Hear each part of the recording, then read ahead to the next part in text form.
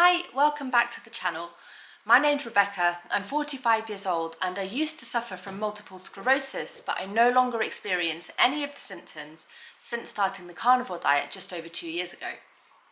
In today's video, I just wanted to do like a bit of an encouragement talk, a pep talk for the diet, and I called it the Midweek Pick Me Up because I've started uploading my videos on a Wednesday and I'm going to try to stick to that as best as I can.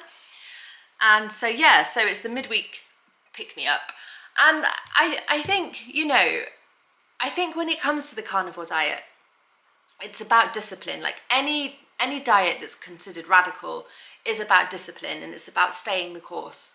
And I feel like with the carnivore diet, it's not so much that the diet itself is difficult to follow. It's actually relatively easy because it's so easy to cook things. It takes 5 or 10 minutes to make your meal. You don't necessarily need to eat that many times a day. Often you're not eating at all because you're in an intermittent fasting period. Also, what you are eating is satiating. It's delicious. You're not left feeling hungry. You don't have sugar cravings anymore. So in theory, it's kind of the easiest diet in the world to follow. It sort of feels the most intuitive as well. I have to say, I've started eating my lamb chops. I love lamb, that's my favourite meat. That's what I've been buying consistently recently and really loving it. And I've started eating them with my hands. I've stopped using a knife and fork and I pick up the bone and I just munch the fat and the meat off the bone, and it's absolutely amazing. And it's something quite primeval about it. So it's a very natural way of eating is what I'm trying to say. And it is satiating and it is delicious. So there's in theory, no reason why it should be difficult. So I think what makes it difficult is the fact that we live in a world where everything is geared towards sugar consumption and convenience food, and everything's packaged and marketed and looks delicious, and there's so much variety. And it's hard, it can be quite hard, and that can be where the element of discipline comes in. When your relationship with food is very different to that of those around you, it can be quite difficult to gain understanding from other people, or find ways to follow the diet when you're out in public or in gatherings. So I think that's where the diet becomes difficult, not because it's wrong, not because it's unhealthy, not because it's unnatural, but because the world has gone wrong. The world is unhealthy, the world is unnatural. So there's a couple of things I'd want to say to you if you're perhaps having a midweek slump. You're tired, you're surrounded by your colleagues, they're offering you biscuits all the time, whatever it might be, and you've given in to temptation.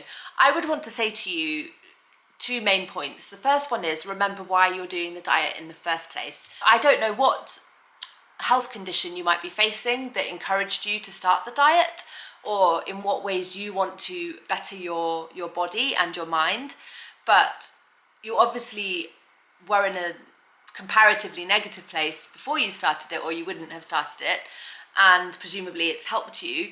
Focus on those benefits rather than the short-term gain of maybe having a chocolate bar and enjoying that little bit of sugar rush and then just feeling bad the next day or feeling that you've let yourself down. It's not actually worth it.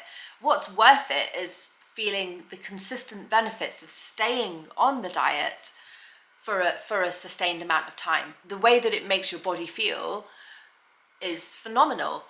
I mean, in my case, I couldn't be more different. I have no brain fog, I have no nausea, I have no tiredness, I have no weakness. I'm on the go all the time, and I almost forget that I used to have multiple sclerosis and that I was disabled by it and that I was in a wheelchair and that I couldn't get up and get on with my day. That it's become ancient history for me, and I sometimes forget.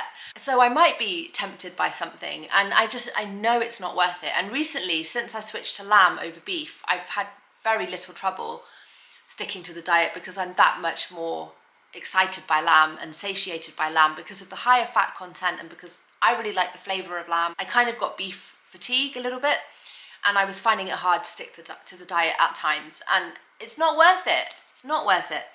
So that's the first thing I'd say. Just keep in mind why you're on the diet.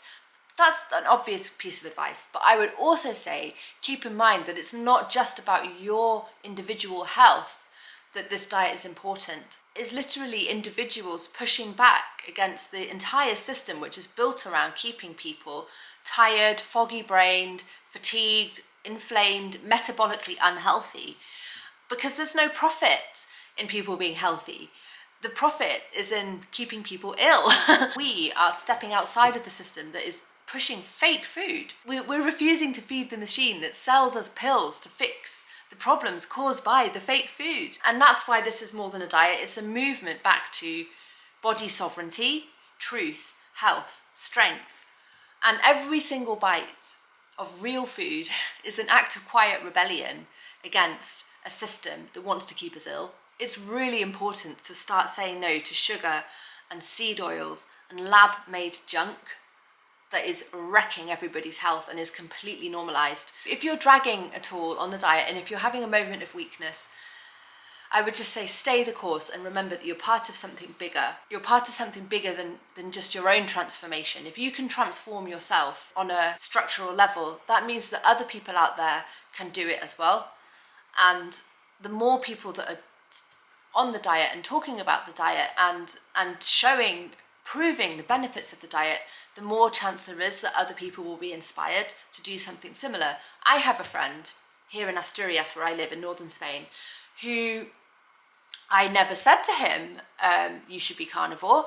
But one day he just mentioned that he'd basically gone carnivore. That wasn't me banging on about it. That was me just sticking to the diet every day and visibly being carnivore around my friends. And then one day my friend decided, oh, I'm going to do that. And he says that he feels much better already. It's really good to bear in mind that we have got something really special going on here. When you've been ill and you reclaim your health, I think you're actually in a better position than you were before, because you have that understanding of what your health really means. A lot of people who are already healthy don't know what a privilege their health is. They don't understand what they're toying with, what they're allowing to be destroyed. We do. We understand exactly how important your health is. There's more and more and more illness in the world. More and more people will one day get sick from autoimmune diseases, cancer. There's diseases are just massively on the rise, and here we are battling them, some of us without pharmaceuticals at all. So it's an amazing thing that we're doing. Every single individual who is following the carnivore diet is doing something really brave and really special. And I think, if you want any pick-me-up, it would be that. It would be, remember that you're fighting the good fight. And not only are you transforming your own body, but you potentially could help transform other people's lives as well. So there you go. That was my quick video. I hope it helped you to stay away from those cookies. And I will see you in the next video. Take care. Bye.